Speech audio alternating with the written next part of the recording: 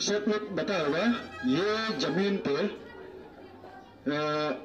1902 से लेकर अभी तक ये जमीन है नोंगस्पोंग सिमशिप।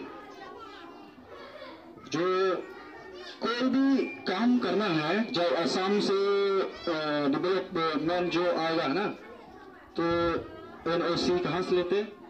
नोंगस्पोंग सिमशिप से लेते हैं।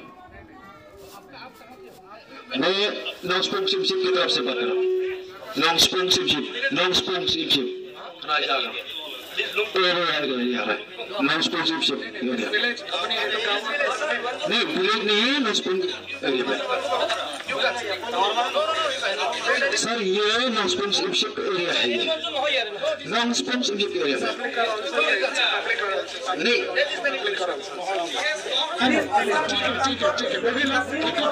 মানে এতিয়া যে তেখেতে কৈছে আমাৰ মাননীয় মন্ত্ৰীয়ে কৈছে ডেভেলপমেণ্ট অসম মেঘালয় দুটা ৰাজ্য